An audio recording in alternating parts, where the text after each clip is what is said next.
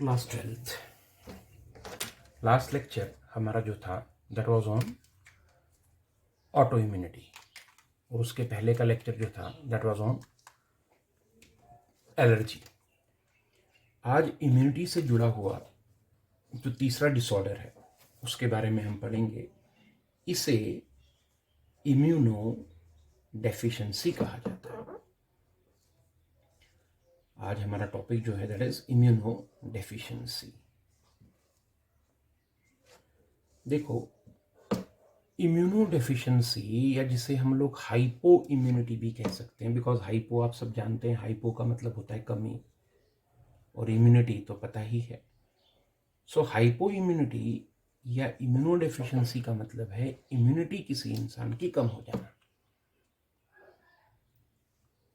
Immuno deficiency, immunity का कम हो जाना, शरीर की जो प्रतिरोधक क्षमता है, बीमारियों से लड़ने की जो ताकत है, वो कमजोर हो जाना, that is called immuno deficiency.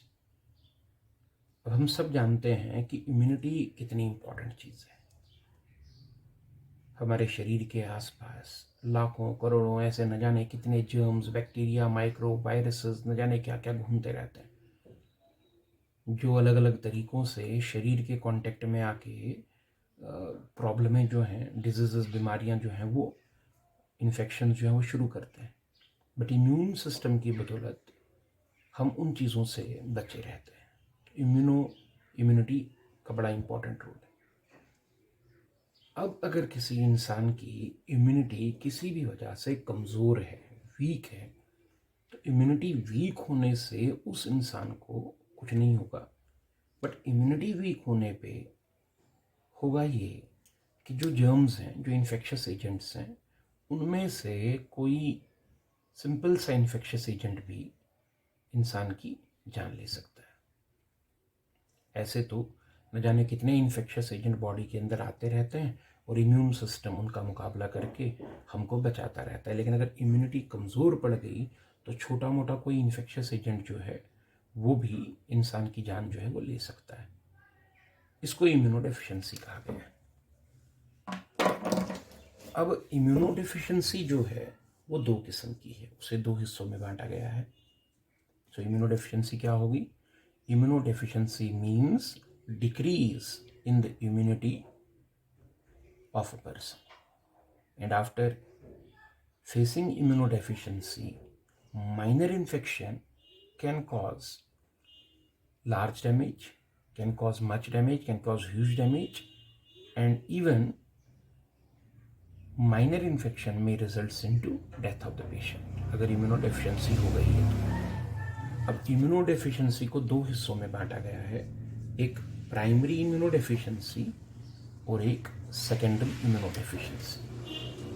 Primary immunodeficiency और सेकेंडरी इम्यूनोडेफिशिएंसी। प्राइमरी इम्यूनोडेफिशिएंसी कौन सी हो गई? प्राइमरी इम्यूनोडेफिशिएंसी वो है जिसमें इम्यूनिटी कम हुई है, और इम्यूनिटी कम होने के पीछे जो वजह है, जो रीज़न है, वो शरीर के अपने खुद का अंदर का कोई वजह है, अपने अंदर की कोई वजह की वजह से इम्यूनिटी कम हो गई। So primary immunodeficiency means immunodeficiency behind which the cause is internal, शरीर के अंदर का अपना कोई कॉज है, उसको प्राइमरी इम्यूनोडेफिशिएंसी कहते हैं। जबकि सेकेंडरी इम्यूनोडेफिशिएंसी वो इम्यूनोडेफिशिएंसी है in which immunity becomes weak by the activity of some foreign agent. For example, आप सब बड़ी कॉमन सी बीमारी है जिसे आप एड्स कहते हैं, एक्वायर्ड इम्यूनोडेफिशिएंसी सिंड्रोम कहते हैं, और सभी लोगों को पता है कि एड्स में इम्यूनिटी कम हो जाती है। बट क्यों? ये भी आप सब जानते हैं कि एक वायरस है जिसे हम HIV कहते हैं, ह्यूमन इम्यूनोडेफिशिएंसी वायरस कहते हैं। अब ये जो HIV वायरस एक फॉरेन एजेंट है, ये शरीर के अंदर का नहीं है, बाहर की चीज़ है। किसी भी तरीके से जब HIV इंसान के शरीर के अंदर एंटर हो जाएगा तो उसके बाद क्या होगा? इस वायरस की एंट्री के बाद, इस वायरस की एक्टिविटी से, इस वायरस के हमले की वजह से इंसान की इम्यूनिटी घट जाती है।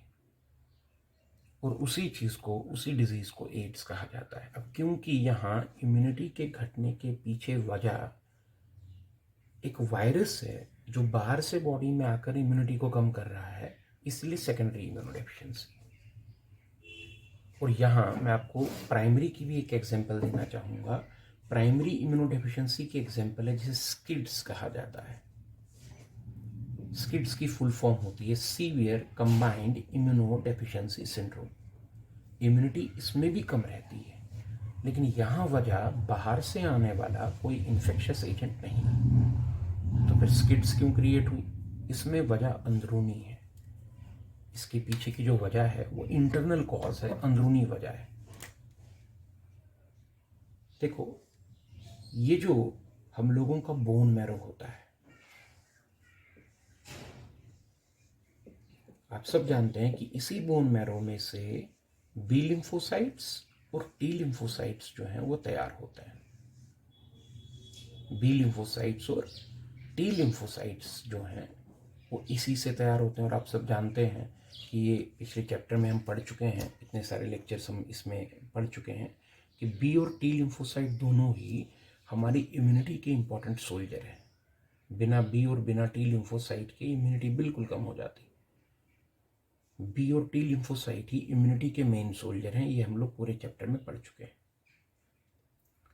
अब इनकी प्रोडक्शन कहाँ होती है? बोन मैरो में। लेकिन बोन मैरो में बी और टी लिम्फोसाइट्स की प्रोडक्शन अच्छे से हो सके, इसके लिए बोन मैरो में एक एंजाइम जिसे ADA एडिनोसिन डीएमिनेस एंजाइम कहते हैं। ADA एडिनोसिन डीएमिनेस एंजाइम, शॉर्ट में इसको ADA कहा जाता है, एडिनोसिन डीएमिनेस एंजाइम। तो बोन मैरो में ADA एंजाइम बड़ा ज़रूरी होता है बी और टी लिम्फोसाइट्स की प्रोडक्शन के लिए। अब कई बार क्या होता है कि कुछ लोगों में जन्म से ही, बचपन से ही इस ADA एंजाइम की प्रोडक्शन कम होती है या नहीं होती है। ये एक जेनेटिक डिफेक्ट है, जीन्स में गड़बड़ी है।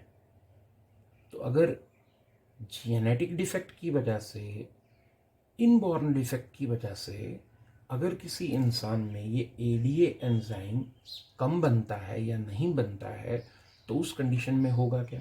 उस कंडीशन में ADA की कमी की वजह से, ADA के कम बनने की वजह से, जैसे इंसुलिन प्रॉपरली ना बने तो डायबिटीज़ हो जाती है, ऐसे ही ADA पूरी तरह से ना बने तो बोन मैरो में बी और टी लिम्फोसाइट्स की प्रोडक्शन कम हो जाती है।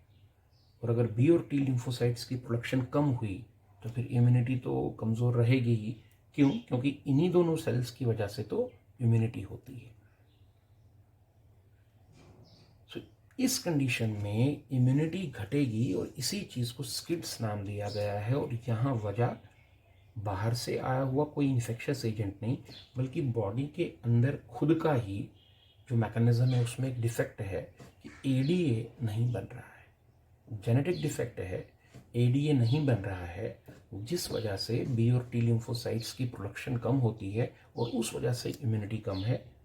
इसे स्किड्स कहा गया। तो स्किड्स एक प्राइमरी इम्यूनोडेफिशिएंसी है। क्यों? क्योंकि वजह अंदरूनी है। एड्स एक सेकेंडरी इम्यूनोडेफिशिएंसी है। क्यों? क्योंकि बाहर से वायरस आकर इम्यूनिटी को कम कर रहा है। अब इम्यूनोडेफिशिएंसी प्राइमरी हो या सेकेंडरी हो, इफेक्ट तो सेम होगा। बिकॉज इम्यूनिटी जब कम रहेगी तो नतीजा ये होगा कि इम्यूनिटी कम होने की वजह से इंसान का शरीर इन्फेक्शियस एजेंट से लड़ नहीं पाएगा, और माइनर इन्फेक्शंस भी हो जाएं तो वो ठीक होने का नाम नहीं लेंगे।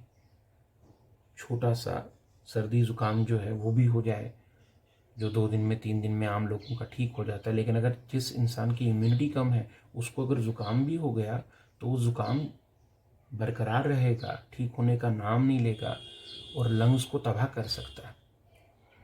ये कहा जाता है कि इम्यूनिटी कम होने के बाद जो लोगों की जान जाती है उसमें राइनाइटिस यानी कॉमन कोल्ड यानी ज़ुकाम जो एक बहुत बड़ी वजह है। मतलब देसी ज़बान में कहें तो ज़ुकाम जैसी छोटी सी बीमारी से भी लोग मर जाते हैं अगर इम्यूनिटी कमज़ोर हुई तो। So this is all about immunodeficiency. अब डिपेंड करता है ट्रीटमेंट जो है वो भी हर चीज़ का होता है।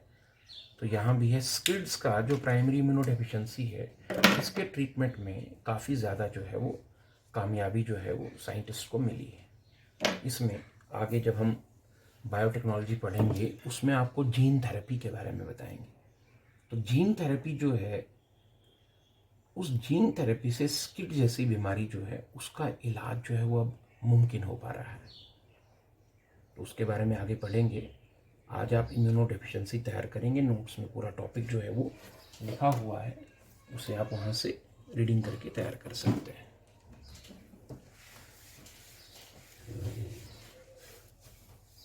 सिलेबस में पढ़ने के बाद नोट्स जो है उनकी रीडिंग करने के बाद अपनी टेक्स्ट बुक जो है, आपको मैं बार बार बताता हूँ, अपनी टेक्स्ट बुक जो है उससे भी उस टॉपिक को जो है एक बार पढ़ लेना चाहिए। और कोई टेक्स्ट बुक के कंटेंट में कहीं कोई दिक्कत हो तो वो क्लियर करना चाहिए। बिकॉज मेन जो आपकी बुक है वो हमने बताया आपको कि एनसीईआरटी टेक्स्ट बुक ही आपके सिलेबस की मेन बुक है। नोट्स ठीक है, आसानी से आपको बहुत सारी चीज़ें समझा देंगे, बट उसके बाद भी टेक्स्ट बुक पढ़ना जो है बड़ा ज़रूरी है।